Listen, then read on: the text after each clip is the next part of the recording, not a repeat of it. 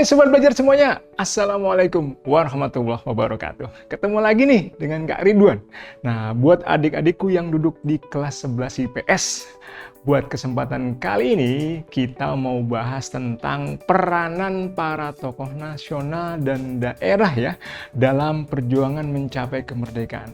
Nah, tentunya harapan kita semua ya, kita bisa mencontoh dan mendapatkan suri tauladan serta motivasi khusus buat kita semua nih para generasi penerus agar dapat yang namanya nilai-nilai pembelajaran pendidikan modal buat kita dalam berjuang di masa sekarang dan masa depan.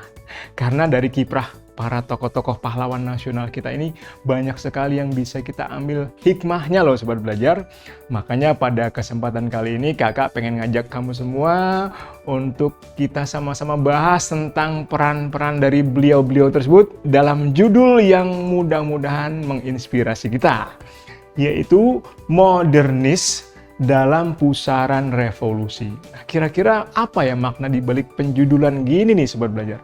Nah, tentunya berkaitan dengan 3 tokoh yang sangat kita kagumi ya. Dari mulai Bapak Muhammad Yamin, Bapak Dr. Muhammad Yamin, Bapak Kiai Haji Mas Mansur, dan juga yang terakhir Bapak Muhammad Natsir yang menjadi tokoh-tokoh nasionalis modernis. Pemikiran-pemikiran beliau sangat modern untuk zamannya ya Sobat Belajar, di tahun 20-an, tahun 30-an hingga tahun 40-an dan 50-an.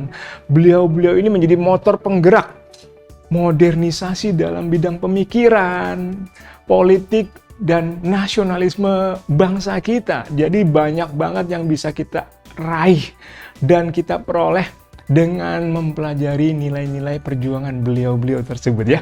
Modernis dalam Pusaran Revolusi, peran tokoh nasional dan daerah dalam perjuangan menuju kemerdekaan. Nah, mudah-mudahan Sobat Belajar udah siap ya. Yuk kita mulai. Nah, kalau berbicara mengenai modernis ya, modern dan butuh yang namanya keahlian serta kemampuan di atas rata-rata nih Sobat Belajar. Kakak pengen nanya ya ke kamu semua ya, kira-kira kamu nih termasuk yang mana ya? Termasuk orang atau sosok yang punya multi talenta nggak? Oh, bahasa Inggrisnya multi talent gitu ya. Berarti orang yang punya banyak bakat dan kemampuan. Wah, kakak pengen banget tuh ya jadi orang yang punya beragam jenis kemampuan dan bakat. Nah, konon ini berkaitan dengan tokoh-tokoh pahlawan nasional yang kita mau bahas. Ketiga-tiganya sangat multi talenta. Jangan-jangan di antara kamu ada ya yang multi talenta, atau jangan-jangan Sobat Belajar semua punya ya kemampuan multi talenta yang belum sebagian semuanya, atau mungkin baru sebagian disadari, belum semuanya bisa kamu gali nih Sobat Belajar. Siapa yang masih ingat tentang semboyan Bhinneka Tunggal Ika yang berada pada lambang negara kita, burung Garuda? Seperti yang Sobat Belajar tahu ya, lambang negara kita, burung Garuda, sangat gagah. Dengan kokoh kakinya mencengkram yang namanya pita yang bertuliskan semboyan yang sangat luhur dan sangat sakral tentunya. Bhinneka Tunggal Ika. Wah, pernah kebayang nggak sama Sobat Belajar semua? Siapa ya yang mencetuskan ide-ide menjadikan semboyan Bhinneka Tunggal Ika dari karyanya Sutasoma, dari buku karya Empu Tantular ya, buku atau kitab Sutasoma karya Empu Tantular. Kok bisa ya dimasukkan ke dalam yang namanya lambang negara kita dan jadi semboyan bagi bangsa kita? Pasti tokoh ini nih punya pemikiran yang keren banget nih. Yuk kita kembangkan lagi, nanti ada kaitannya dengan tokoh-tokoh yang kita mau bahas pada kesempatan kali ini nih Sobat Belajar. Tahu juga dong mengenai Pancasila. Pancasila itu merupakan butir-butir yang namanya nilai-nilai yang sangat luhur, hasil dari kesepakatan para pendiri bangsa ini nih Sobat Belajar. Konon seperti yang Sobat Belajar tahu, setidaknya ada 3 tokoh perumus rumusan falsafah negara kita, Pancasila. Siapa saja? Kakak yakin Sobat Belajar tahu ya. Salah satunya adalah tokoh yang kita mau bahas pada kesempatan kali ini. Pancasila, tokoh perumus Pancasila, langsung kebayang ya Sobat Belajar ya. Ada siapa saja? Wah, mantap nih. Kakak yakin semua tahu ya. NKRI. Wah, sering denger ya slogan ini, NKRI harga mati. Wah, jangan salah loh Sobat Belajar. NKRI konsepnya bukan hal yang baru. Ini ada kaitannya dengan pemikiran dari tokoh kita yang sangat ke depan wawasannya, mengingat di zaman-zaman itu sedang di bawah pengaruh Belanda. Nah, kira-kira masih ingatkah kamu tokoh nasional kita yang berjasa mencetuskan ide-ide Negara Kesatuan Republik Indonesia? Ya, jadi slogan Negara Kesatuan Republik Indonesia ini konon dirintis dan diperjuangkan serta dibuat oleh tokoh yang kita mau bahas nih. Beliau disebutnya Bapak NKRI. Nah, pertanyaan buat kamu semua nih, siapa Bapak NKRI? Salah satunya ada di tokoh yang kita mau bahas pada kesempatan kali ini. Bapak NKRI kita mencetuskan yang namanya keinginan agar negara Indonesia tetap berada dalam bentuk Negara Kesatuan Republik Indonesia di tengah-tengah tantangan dari pihak Belanda yang ingin memecah belah persatuan ketika mereka membentuk Negara Serikat. Negara Serikat tidak sesuai dengan ide-ide dan cita-cita proklamasi. Betul nggak Sobat Belajar? Tetapi Bapak tokoh kita kali ini punya peran yang sangat besar bagi pembentukan Negara Kesatuan RI, NKRI, harga mati. Tahu juga dong, 4 serangkai di mana tokoh-tokoh yang kita akan bahas ada di situ.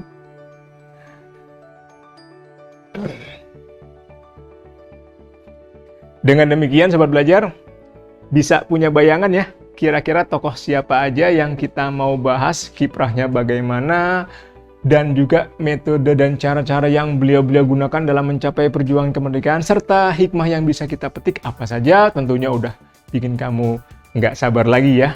Pokoknya rajin belajar, karena sekarang belajar itu mudah. Ayo belajar. Jangan lupa belajar, karena sekarang belajar itu mudah. Ayo belajar. Oke Sobat Belajar semuanya, gimana? Udah siap? Kita mau bahas nih tentang peran dari tokoh-tokoh nasional dalam perjuangan mencapai kemerdekaan. Nah, secara garis besar, 3 tokoh yang kita akan bahas termasuk tokoh nasionalis, udah gitu tokoh modernis yang pemikirannya ke depan sangat modern, melebihi zamannya, udah gitu perjuangan beliau-beliau tersebut sangat luas aspeknya, sehingga bisa menjadi guru dan motivasi buat kita generasi penerus nih. Secara umum, ya 3 tokoh modernis yang kita maksud, dari mulai Kiai Haji Mas Mansur, seorang yang namanya ulama, seorang pemikir, dan seorang tokoh Islam yang perannya sangat besar di masa-masa pergerakan nasional. Selebihnya ada tokoh yang tidak boleh kita lupakan, yaitu Bapak Muhammad Yamin.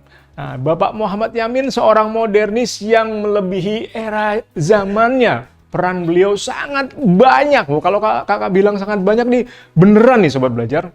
Dari mulai beliau menciptakan yang namanya gagasan untuk... Pernah dengar Sobat Belajar mengenai Sumpah Pemuda? Nah, beliau salah satu tokoh perumus Sumpah Pemuda, satu bangsa, satu tanah air, satu bahasa. Wah, tokoh Muhammad Yamin punya kiprah di situ.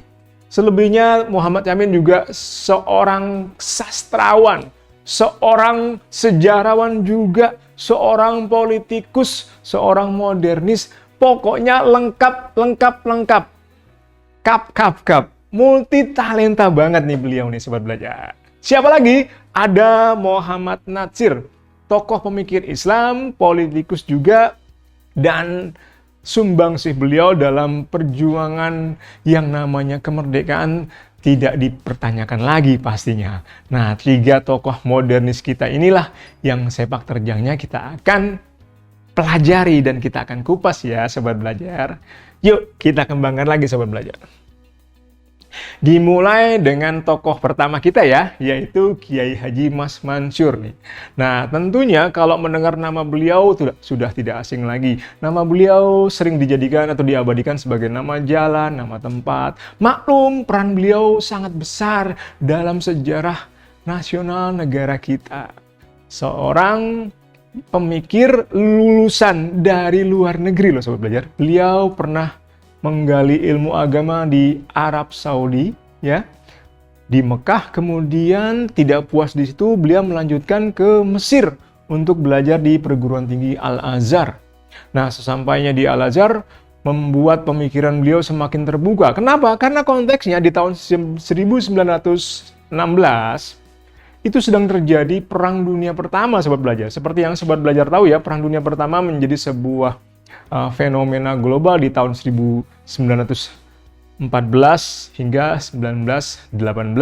Nah, yang namanya ya aura dan juga pengaruh-pengaruh yang muncul akibat dari Perang Dunia Pertama pun meluas pengaruhnya hingga ke kawasan Tanah Arab, dan tidak terkecuali ketika Kiai Haji Mas Mansur sedang berpendidikan di sana, akhirnya juga dapat yang namanya masukan-masukan dan juga inspirasi dari pergerakan Islam di wilayah Asia Barat atau di Tanah Arab sendiri, yang salah satunya kita kenal dengan paham pan-islamisme, persatuan umat Islam sedunia. Nah, nanti ketika beliau pulang ke tanah air, menjadi sebuah yang namanya ide-ide perjuangan bagi bangsa kita yang sedang dijajah Belanda. Betul nggak, sobat belajar?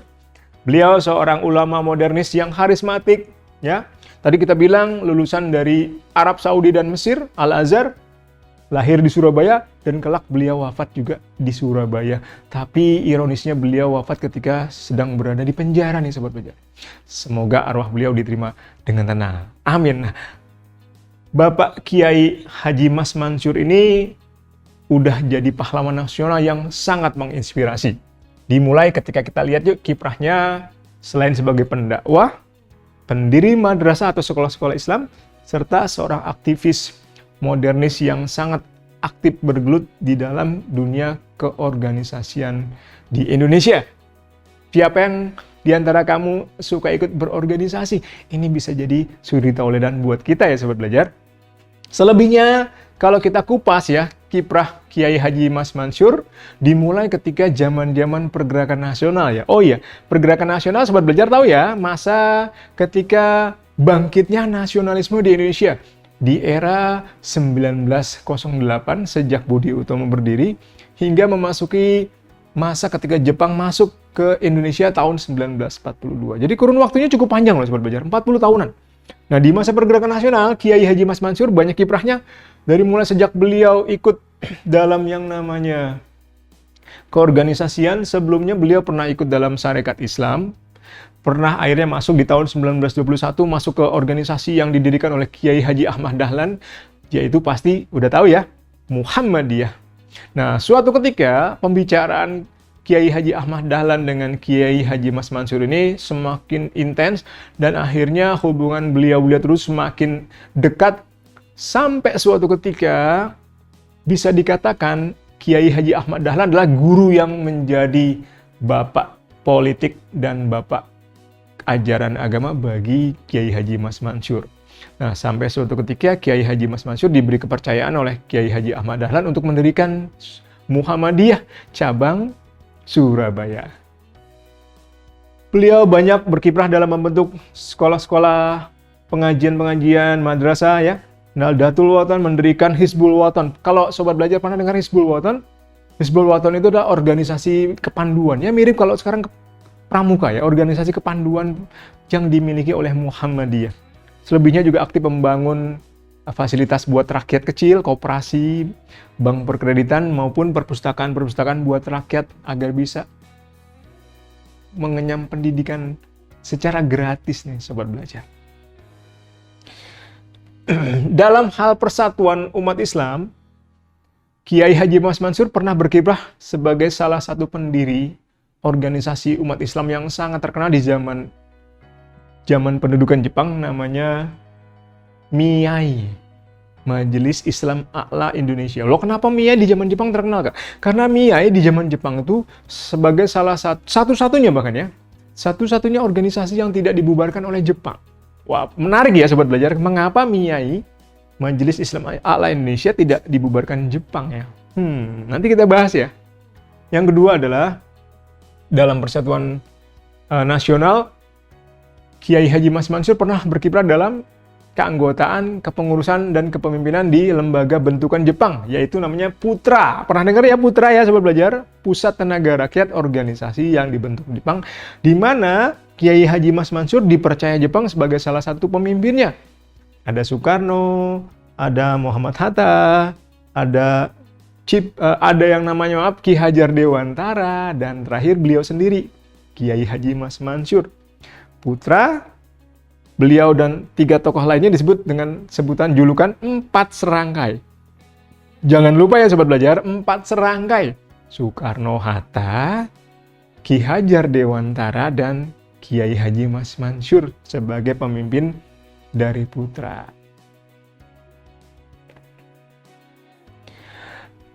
Selebihnya kita bahas mengenai tokoh berikutnya nih Sobat Belajar, namanya Bapak Muhammad Yamin.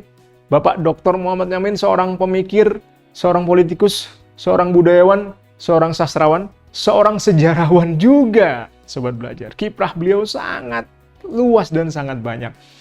Beliau dilahirkan di Sawah Lunto, Sumatera Barat pada 24 Agustus 1903 dan wafat di Jakarta pada 17 Oktober 1962. Nah, kiprah beliau semasa hidup ya, tokoh yang berbintang berzodiak Virgo ini adalah seorang ahli hukum, politikus, budayawan sekaligus pahlawan nasional, Sobat Belajar. Selebihnya kita kaji secara lebih fokus ya mengenai Bapak Muhammad Yamin. Karir beliau sebagai budayawan. Pak Muhammad Yamin terkenal sebagai seorang sastrawan dan penyair dari Angkatan Pujangga Baru. Kak, kenapa sih Kak penyair disebutnya Angkatan Pujangga Baru? Karena penyair yang dibentuk angkatannya pada tahun 1933 ini sesuai dengan nama majalah yang diterbitkan pada waktu itu. Namanya Majalah Pujangga Baru. Sehingga para sastrawan dan penyair yang merintis gerakan kebudayaan di masa itu disebutnya Angkatan Pujangga Baru 1933. Selebihnya sebagai seorang sastrawan, budayawan dan penyair, Muhammad Yamin terkenal dengan yang namanya karya-karya sastranya, sajak, puisi, dan sebagainya yang terkenal dengan menggunakan ciri-ciri khas soneta sangat kental ya, berima, dan juga berisi yang namanya curahan perasaan jiwa penyair, menggunakan pilihan kata-kata yang indah yang menjadi ciri khas dari Angkatan Pujangga Baru.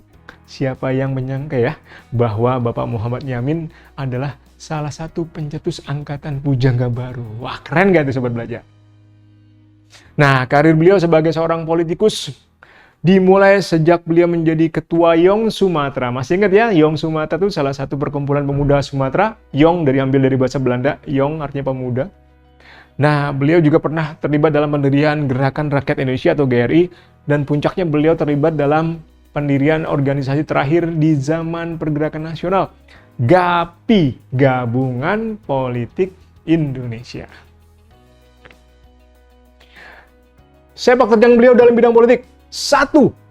Perumus naskah Sumpah Pemuda, Muhammad Yamin. Ingat ya, tadi kakak udah singgung. Yang kedua, perumus Pancasila. Masih ingat salah satu perumus Pancasila? Dari 3 orang ya.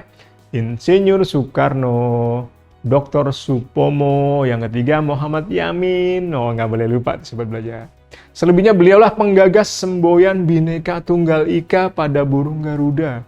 Apalagi anggota BPUPKI. Apalagi Kak anggota Panitia 9. Apalagi Kak anggota KNIP, Komite Nasional Indonesia. Apalagi Kak, Menteri Kehakiman, pernah jadi Menteri Pengajaran, pernah jadi Menteri Sosial. Wah, bayangkan tuh ya. Dan juga pernah menjadi anggota Dewan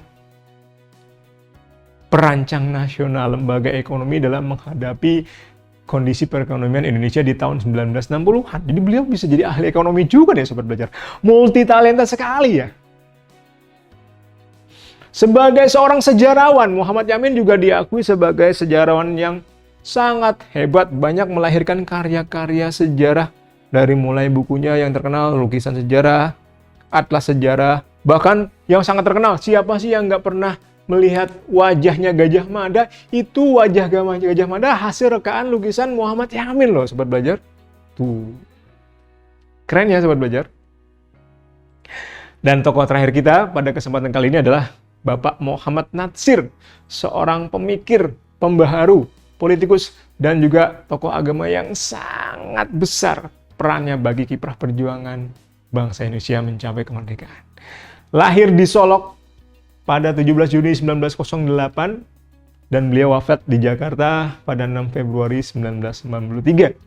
Muhammad Natsir berbintang Gemini ya, dan merupakan seorang aktivis, ulama, modernis, sekaligus sebagai seorang negarawan. Kenapa beliau jadi sebagai seorang negarawan tidak sebatas politikus? Karena beliau pernah menjadi Perdana Menteri loh, Sobat Belajar. Perdana Menteri, kalau tidak salah Perdana Menteri yang kelima nih, Sobat Belajar. Wah, hebat deh pokoknya beliau. Serta beliau berjasa dan terkenal dengan seorang tokoh yang dianggap sebagai pendiri dan pimpinan Partai Masyumi, partai yang sangat berpengaruh di zamannya. Serta tidak kalah penting adalah beliau seorang pahlawan nasional. Dalam bidang politik, karir Bapak Muhammad Natsir dimulai ketika beliau terkenal dengan tindakannya mengajukan mosi, disebutnya mosi integral. Mosi integral dari Muhammad Natsir ini yang sangat terkenal nih, menuntut agar Indonesia kembali menjadi negara kesatuan Republik Indonesia di tengah-tengah keinginan Belanda ingin menjadikan negara kita sebagai negara serikat, negara federal. Dan peran penting beliau inilah yang akhirnya membawa Indonesia bisa menjadi negara kesatuan hingga saat ini. Jadi beliau sangat besar jasanya ya, Sobat Belajar, bagi terbentuknya negara kesatuan. Dan beliau dapat julukan Bapak NKRI, Bapak Muhammad Natsir, tuh Sobat Belajar. Pernah menjadi ketua KNIP, pernah menjadi presiden Liga Muslim Sedunia, pernah menjadi ketua Dewan Masjid Sedunia, pernah menjadi anggota eksekutif Rabithah Alam Islami yang ada di Mekah, dan terakhir pernah menjadi Perdana Menteri Indonesia yang kelima, Sobat Belajar. Wah, keren-keren banget. Adapun yang dimaksud dengan mosi integral Natsir, kalau kita pertegas lagi ya Sobat Belajar, mosi integral Natsir mampu menyatukan kembali Indonesia yang sebelumnya terpecah belah dalam bentuk negara serikat buatan Belanda, dalam bentuk negara-negara boneka. Akibat dari yang namanya mosi dari beliau lah, Indonesia bisa kembali terselamatkan menjadi negara kesatuan sesuai dengan cita-cita proklamasi. Mosi integral Natsir merupakan sebuah hasil keputusan parlemen yang diusung oleh beliau sendiri sebagai anggotanya, Muhammad Natsir, yang menuntut kembalinya sistem pemerintahan Indonesia dalam sebuah negara kesatuan yang digagas oleh beliau. Semoga dari perjuangan yang dicontohkan oleh para tiga tokoh kita tadi ya, dari Bapak Muhammad Natsir, kemudian Bapak Muhammad Yamin, sebelumnya ada Kiai Haji Mas Mansur, kita bisa petik hikmahnya dan pelajaran berharga buat kita juga mengenai nilai-nilai yang namanya kepahlawanan, nilai nasionalisme, cinta tanah air, perjuangan, dan pemikiran-pemikiran beliau yang sangat maju ke depan. Makanya beliau tersebut kita sebut golongan nasionalis modernis yang banyak kiprahnya dalam yang namanya arus revolusi di masa itu, sehingga bisa menjadi cara bagi negara dan bangsa kita untuk merdeka, negara Indonesia yang berdaulat, Republik Indonesia. Biar lebih mantap lagi, kakak pengen ngajak kamu semua yuk latihan soal. Gimana, udah siap? Yuk latihan soal. Soal pertama Sobat Belajar dibuka dengan yang namanya mengenai peran dari tokoh Kiai Haji Mas Mansur. Pertanyaannya kakak bacakan dulu ya Sobat Belajar. Peran Kiai Haji Mas Mansur di masa pergerakan nasional adalah sebagai berikut. Kecuali, wah tentunya masih ingat ya, Kiai Haji Mas Mansur pernah menjadi pendiri Muhammadiyah cabang Surabaya. Pastinya yang A benar ya Sobat Belajar. Yang B pernah benar juga ya. Kiai Haji Mas Mansur sebelum masuk Muhammadiyah beliau juga aktif di organisasi Sarekat Islam. Betul juga yang B. Dan Kiai Haji Mas Mansur memang salah satu tokoh yang terkenal dengan perannya mendirikan lembaga kepanduan pramuka milik Muhammadiyah namanya Hizbul Wathon. Dan selebihnya pendiri MIAI, masih ingat pendiri MIAI? Organisasi Islam yang berdiri tahun 1939.